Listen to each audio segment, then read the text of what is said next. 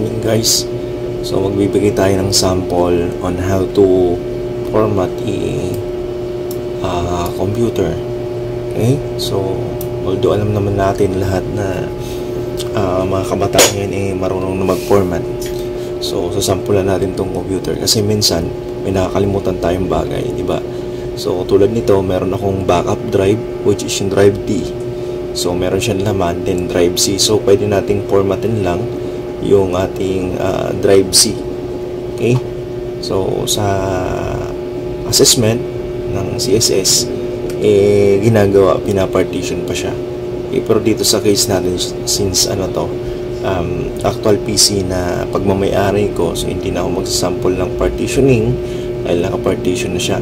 So ang hahanapin natin dito is yung disk size. Okay? So meron akong total size ng 325 sa drive C, then 139 gigs sa drive D. So ang hahanapin ko para i-format is yung drive C, which is 325 gig. Okay, so restart natin. Okay, so okay na yan, nabaka po na yung lahat ng files na yan. So pupunta muna tayo sa BIOS para hanapin yung ating USB drive. Okay, so ang BIOS ko is iba compare doon sa normal or yung traditional na computer system, yung tipong walang mouse emulation or walang mouse pointer. So papakita natin, medyo matagal lang. Okay, so wait natin. Okay, so pasensya nyo na, medyo madumi yung ating background. Yan. So etong ito yung BIOS natin, ASUS UEFI BIOS Utility. So naka easy mode lang ako. Then dito makikita nyo Windows to sa boot priority. May makikita kayo na UEFI. Okay, sa mouse pointer natin, Windows Boot Manager, then SanDisk UEFI. So ang gagawin mo sa ganitong klase ng BIOS, i-drag mo lang yung UEFI ng yung USB. Sa iba naman, mayroong tulad nito, nasa advanced mode natin. Advanced mode para makita. Punta ka sa boot, tapos first boot. Okay, secure boot natin dapat naka auto. Okay, bakit naka Windows UEFI. Dapat yung secure boot natin naka-disable to eh. Okay, so di bali na. Key management, tingnan natin.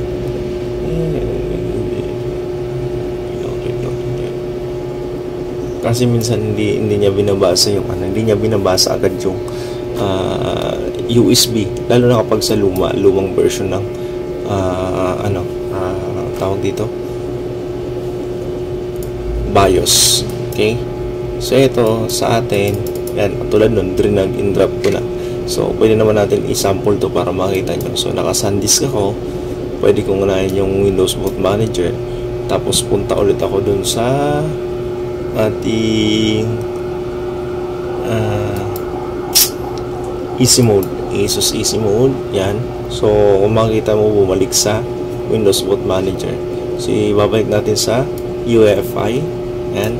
Tapos pinipin lang natin yung F10, save changes and reset. Okay, yes, save changes and exit. Yes.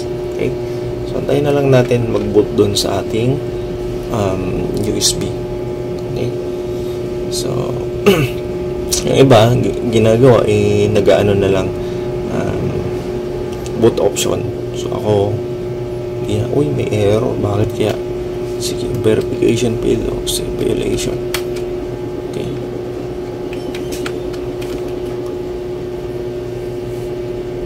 continue to boot.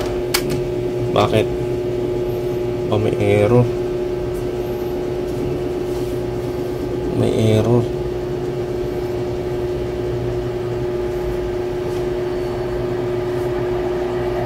Bakit kaya? Ano kayang error na yun? Boot violation daw. Ano kaya yun?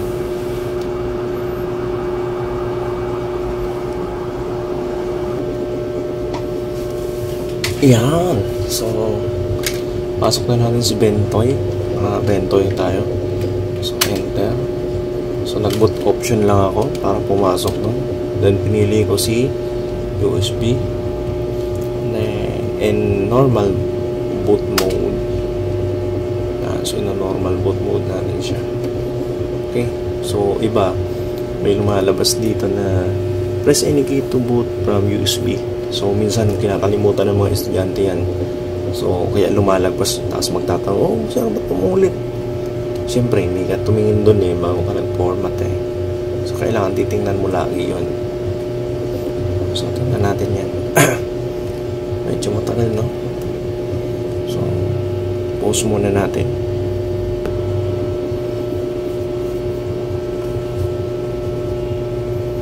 Yan. So, generation 2. English, pwedeng mag-English dito sa time and currency. English United States, pero sa atin, English Philippines. Hanapin natin English Philippines. Yan.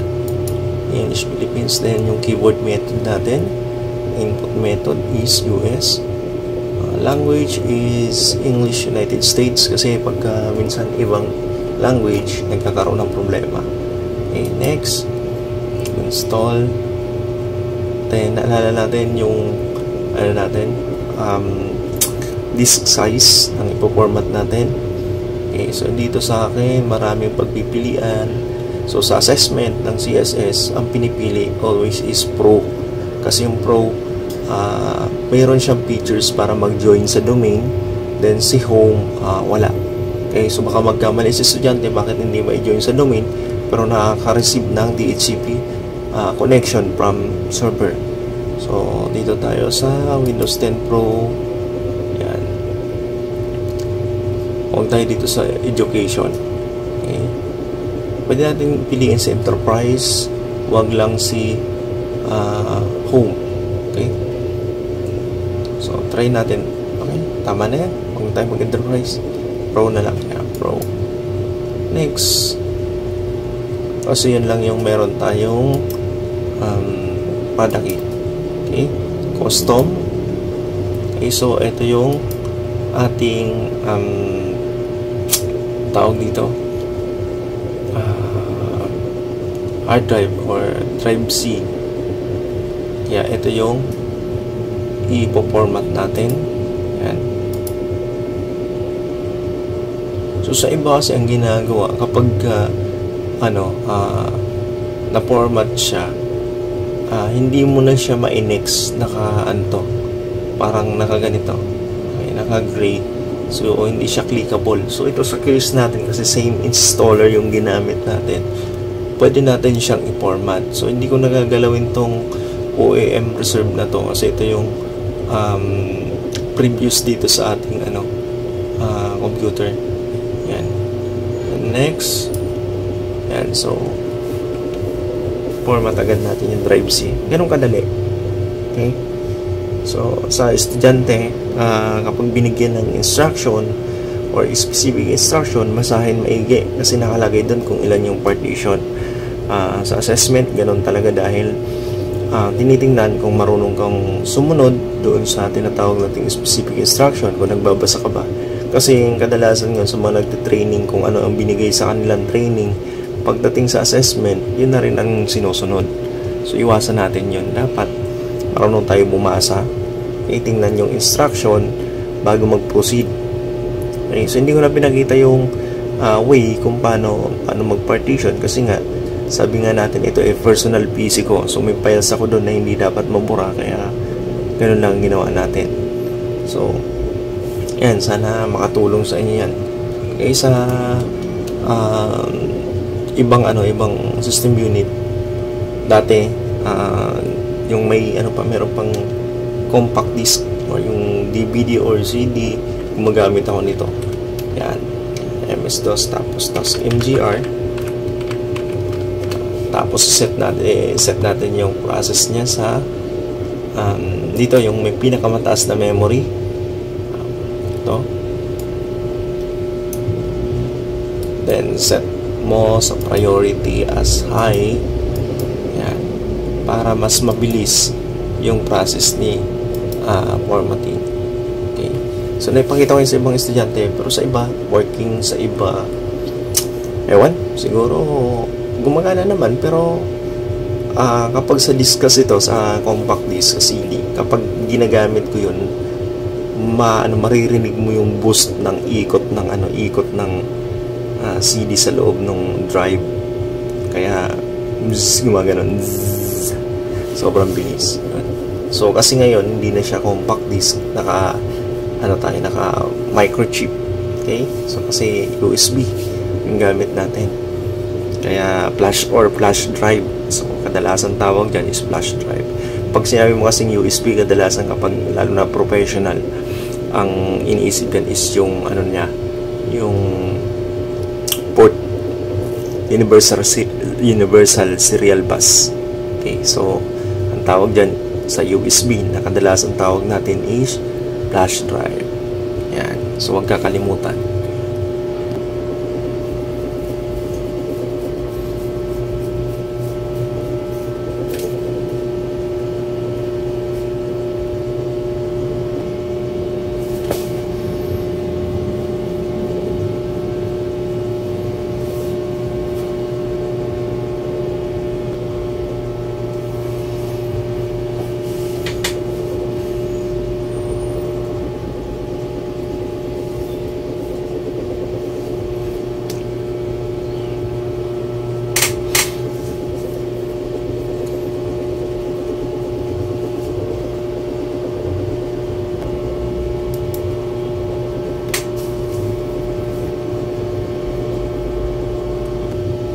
Yan, magkatapos na mag-format tapos mag-reboot, tanggalin natin yung ating USB kasi baka bumalik sa dati dahil na-set nga natin yan sa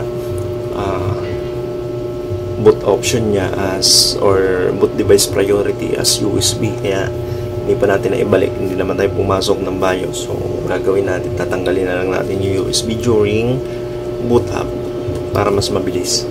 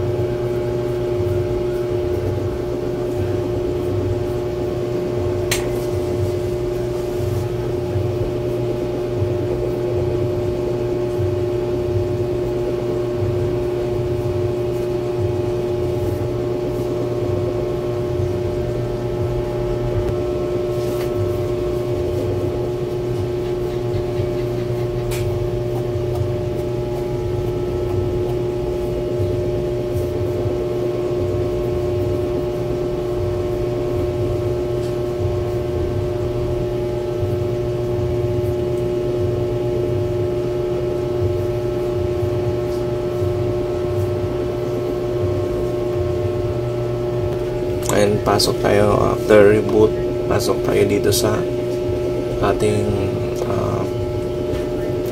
BIOS, then advance, puntan ulit natin yung ating boot device priority.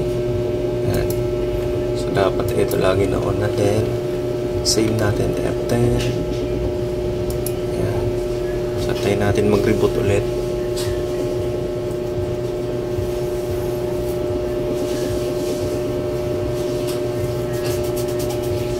So, any information about the hardware device ng computer nyo nakikita sa BIOS, including memory, CPU, then model ng ng computer, and then yung firmware or yung BIOS version ng ating motherboard nakikita dun sa BIOS.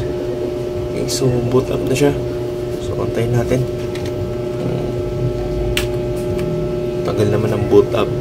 Pause ulit natin, pause. Okay guys, after ilang minutes, eto na. So, let's start with region.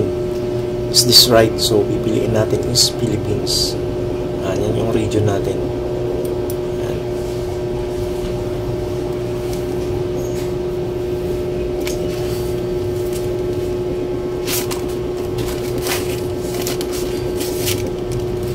Then, keyboard. Yan, keyboard layout, US din lang. Then, skip na natin to.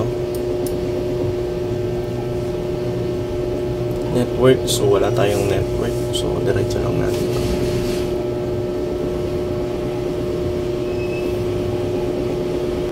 Okay, so dito sa let's connect with the network, I don't have internet. Okay, so tinanggal ko kasi sobrang tagal kanina. And then continue with limited setup para mas mabilis.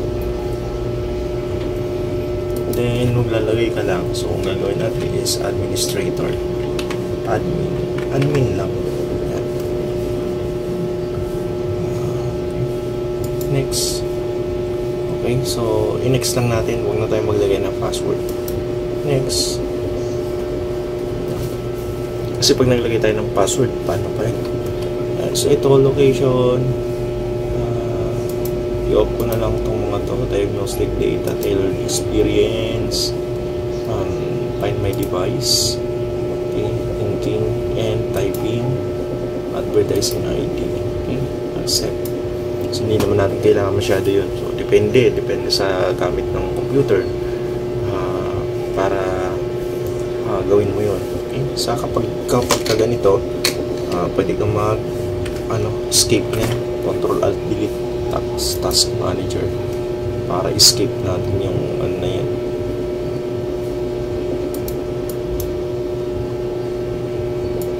Tignan natin yung performance ng ating CPU na umabot ng 21 depth process app history.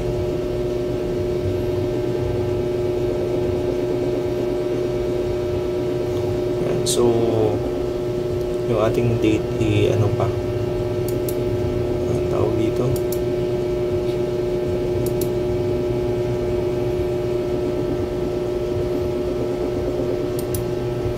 start.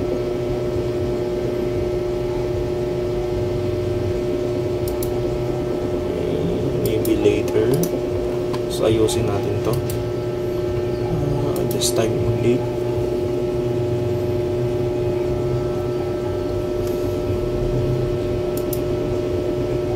Paging na lang natin. And then date in time, additional date in time.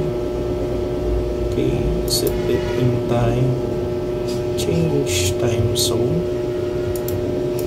change date, calendar settings, then administrative lang, additional settings lang. Yan, additional settings, tapos date. Ito, ibabalik ta rin natin. So balik m/dd/123 yan, apply. Okay, apply. Okay. Yan, so May 8, 2024. Okay na. Okay. So hindi pa tayo makapag-update dahil wala tayong internet.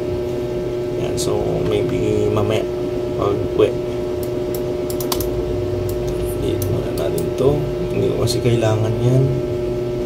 Okay, meron tayong stand-alone na tawag ito, Google Chrome, para yun ang install. So ito, i-unpin ko na rin to. Hindi ko naman kailangan. Customize natin. Tapos hayin natin sa search bar, Cortana,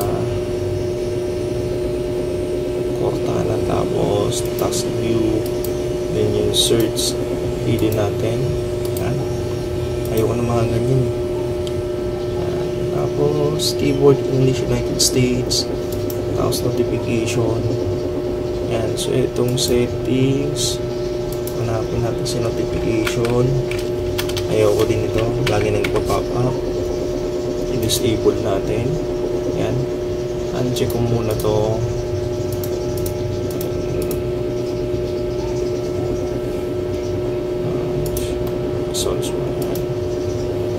Okay na yan. Tapos display 1024, adjust natin siya ng 1280. Mukhang mali. ito muna. So mamaya mag-a-adjust naman yan kapag na i-ano na natin siya, na i-update graphic settings, desktop. Okay. So para tingnan kung ano yung mga kulang na driver, device manager ka. Okay. Then yan. So itong mga naka-exclamation mark, yung sabihin yan yung mga hardware na kailangan installan ng driver. Okay. So punta natin directly, itingin natin. Okay, so andito po yung mga ano natin, mga application natin na kailangan. Tools, Realtek Audio,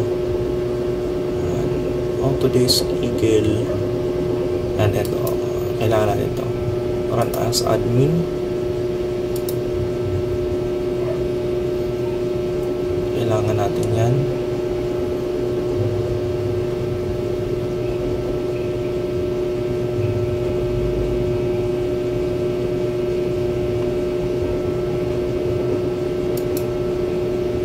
So hindi niya naman kailangan ng internet kasi naka-standalone siya. Escalator, ayaw ko na mag-isa niyang escalator na yan. Okay.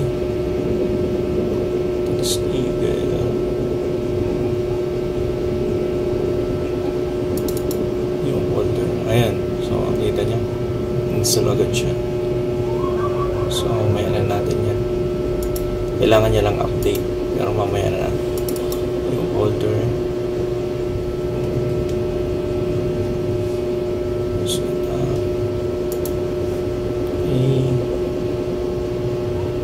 ICC, ito yung profile para sa color correction. So install lang natin yan. Set as default natin. Set as default yung Google Chrome. Palitan lang Google Chrome. Yan. Switch anyway. Then close. Yan. Install na ito. Install na siguro. Drawmax Photoshop 2023. Kailangan natin i-install to. Ano lang, Adobe Setup. Pwede na siguro to.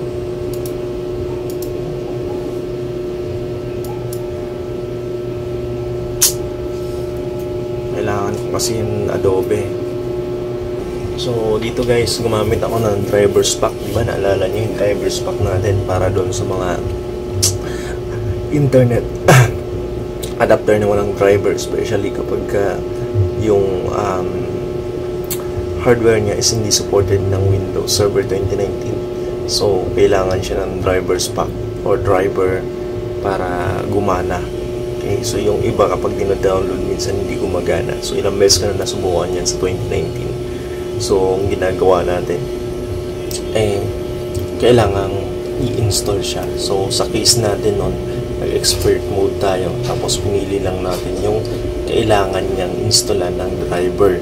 Okay, pero sa akin baka kailangan kong i-install na lang tong 9 kasi sa akin maraming hindi naka-install dito. Okay, so check natin. Ito 1, 2, 3, 4, 5. So including dyan yung Nvidia ko, yung tawag dito, video card natin, yung GPU kung tawagin natin minsan. So kailangan natin i-download kasi para maging maganda or smooth yung takbo ng ating computer.